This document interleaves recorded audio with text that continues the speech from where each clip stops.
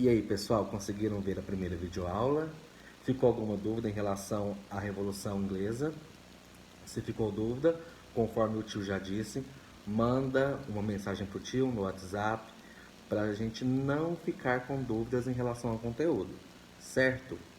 Pegando o livro de vocês agora, vamos resolver alguns exercícios, corrigir alguns exercícios sobre essa fase que nós estamos estudando. Na página 56, questão 3, que é a próxima dos exercícios que nós começamos a fazer em sala de aula, e pergunta o seguinte para nós: por que podemos afirmar que a Revolução Inglesa deu poderes ao parlamento e à burguesia na Inglaterra?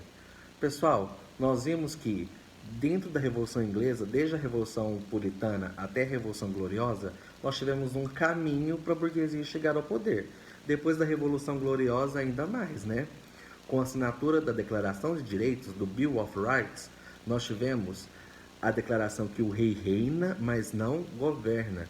O rei agora passa a ser chefe de Estado e o parlamento inglês, composto pela burguesia, passa a ser chefe de governo. Então, uma respostinha aí para vocês ficarem atentos no que a burguesia conseguiu neste período.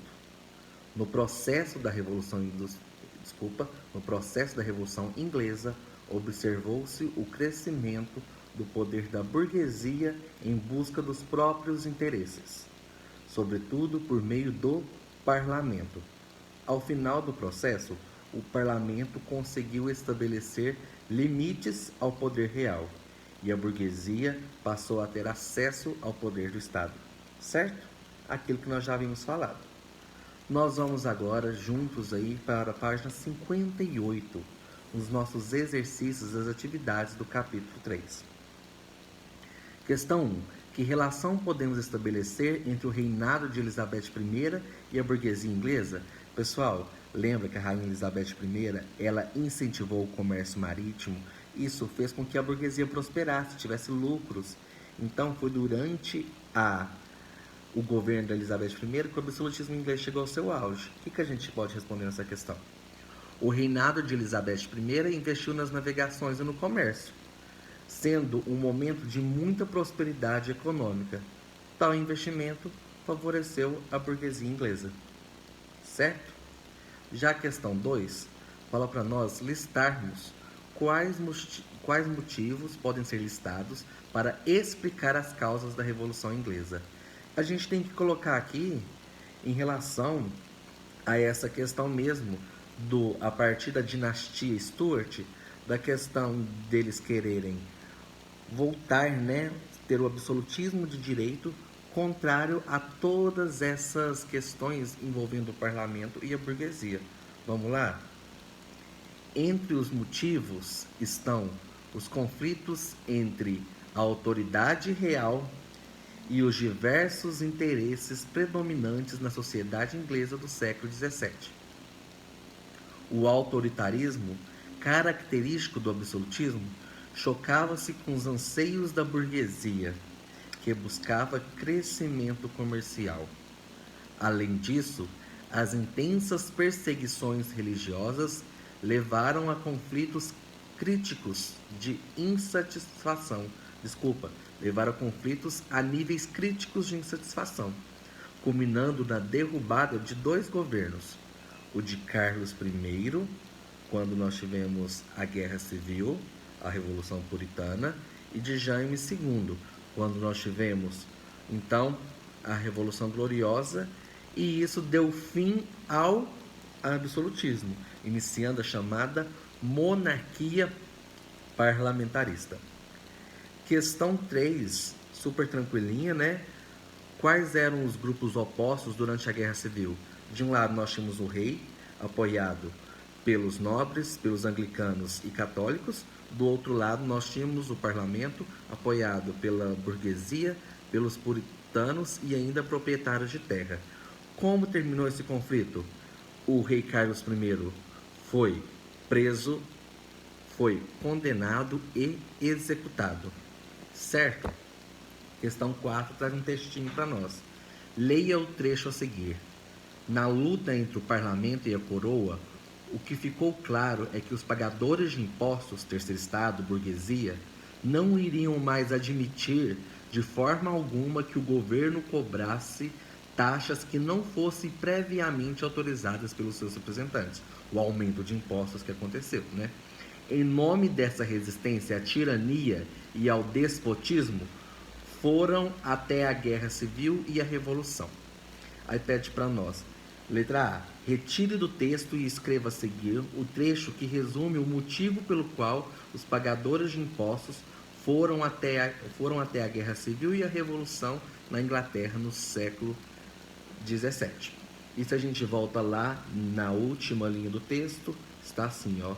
Em nome dessa tirania e ao despotismo. Então, ó, grifem para mim aí, repassem para a letra A, para a gente ficar bem claro na nossa mente, né? Autoritarismo, concentração de poderes. O absolutismo era o avesso do que o parlamento queria, né? Qual era o motivo dos conflitos entre o rei e o parlamento inglês no século XVII? Gente, a gente pode citar 3 motivos. Motivo político, motivo econômico e o motivo religioso. Gente, o parlamento queria uma maior participação nas decisões políticas, né? Que a monarquia atendesse os seus interesses. E ainda tinha a questão anglicanos versus puritanos e ainda a questão do aumento dos impostos. O parlamento era contrário à estrutura absolutista. Questão 5. Leia a definição a seguir. O termo revolução apareceu durante o período do Renascimento, entre os séculos XIV e XVI.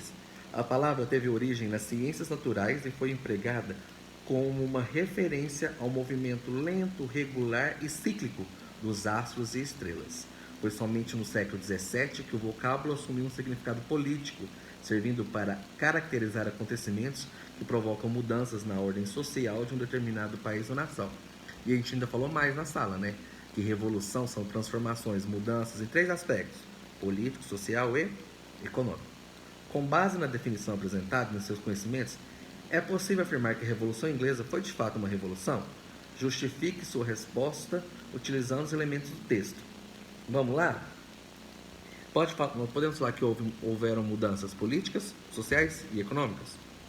Mudanças políticas: fim do absolutismo, início da monarquia parlamentarista. Econômica: nós tivemos uma quebra aí de um Estado mercantilista para a valorização e o início de um projeto capitalista, de acúmulo de capital, de lucro. E social: nós tivemos o terceiro Estado aí, ó, principalmente a burguesia, tomando frente. Então podemos chamar de revolução? Sim. Então a gente pode falar assim que, vou ler para vocês aqui, mas podem construir uma respostinha bem pequena. De acordo com essa definição, os eventos da Revolução Inglesa podem ser considerados como verdadeiras revoluções, na medida que, observando o processo histórico na Inglaterra, percebe-se que esses eventos foram responsáveis por mudanças profundas naquele país. Como, por exemplo, pode-se pensar em como eles contribuíram para dar mais poder ao parlamento, acabando com o absolutismo, ou como a burguesia ascendeu socialmente por meio desses processos. Durante a Revolução Gloriosa, havia uma rebelião popular contra o absolutismo de Carlos I, o que acabou levando à decapitação do rei e ao início do governo republicano de Oliver Cromwell. Desculpa, eu falei Revolução Gloriosa, mas é Revolução Puritana. Depois consta-se a transformação do sistema governamental inglês, que deixa de ser absolutista com a assinatura da Declaração de Direitos em 1689. Pessoal, questão 6, nós temos que fazer um esqueminha, né? Leia o capítulo e, com as suas palavras, elabore um mapa conceitual que busque resumir Revolução Inglesa. Tem a palavra parlamento, burguesia, monarquia, absolutismo, conflitos, poder, insatisfação, Bill of Rights. Bill of Rights. No inglês está péssimo. E aí, o que nós vamos colocar? Nós vamos colocar lá primeiro do absolutismo, que gerou o quê? Que gerava concentração de poderes, gerou insatisfação do parlamento e da burguesia, e isso começou a gerar conflitos. Esses conflitos geraram mudanças, como, por exemplo, a Declaração de Direitos, o Bill of Rights. Escreva da forma que você acha melhor. Se quiser mandar uma foto pro tio para mostrar como ficou, se você conseguiu compreender o conteúdo, fique à vontade. E da questão 7 até a questão 9 são questões de múltipla escolha. E a questão 7 fala o seguinte para nós: a Revolução Puritana de 1640 e a Revolução Gloriosa de 1688 transformaram a Inglaterra no século XVII. Sobre o conjunto de realizações, pode-se afirmar que... Qual vocês marcaram? Tenho certeza que foi a letra D. Isso mesmo. Geraram um estado monárquico em que o poder real devia se submeter aos limites estabelecidos pela legislação e respeitar as decisões tomadas pelo parlamento. Monarquia parlamentarista. O rei reina, mas não governa. O século XVII, questão 8. O século XVII é decisivo na história da Inglaterra. Toda a Europa enfrentava uma crise em meados do século XVII. E ela se expressava por meio de uma série de conflitos, revoltas e guerras civis. A esse respeito, é correto afirmar que... Tenho certeza também que vocês assinalaram a letra E. Após a chamada Revolução Puritana, que resultou na execução do rei Carlos I e da Revolução Gloriosa, que levou à deposição de Jaime II. A monarquia teve seu poder limitado, tendo que cumprir as leis votadas pelo parlamento. Questão 9. O pretenso direito da autoridade real de suspender as leis ou a sua execução é ilegal. O pretenso direito da autoridade real de se dispensar as leis ou da sua execução é ilegal. Isso é um trecho do Bill of Rights, da nossa Declaração de Direitos. A Revolução Gloriosa, ocorrida na Inglaterra entre 1688 e 1689, cujos pressupostos podem ser ilustrados pelo trecho anterior, assumiu um importante significado no conjunto das transformações da sociedade inglesa, manifestada historicamente ao longo do século XVII, porque provocou a substituição do absolutismo monárquico por um regime de governo monárquico que submetia o soberano inglês ao parlamento. Monarquia parlamentarista, letra B de bola. E para a gente finalizar, questão 10. Durante o século XVII, a Inglaterra experimentou um período de profundas e violentas transformações políticas, desde a eclosão da Guerra Civil Inglesa, de 1642 a 1651, também chamada de Revolução Puritana, até a Revolução Gloriosa, em 1688. Entre as principais consequências desse processo podem ser enumeradas. Mais uma vez aqui falando para nós da queda do absolutismo, vamos passar a ter uma monarquia parlamentarista, uma monarquia baseada numa constituição elaborada pelo parlamento que o rei está submetido a ela. Qual é a alternativa? Letra A. A transição do absolutismo para uma monarquia constitucional e a limitação dos poderes políticos do monarca. Certo, meninos? Então nós ficamos por aqui com o capítulo 3, mas se ainda ficou alguma dúvida, pode mandar uma mensagem para o tio, certo? Um grande abraço e até mais.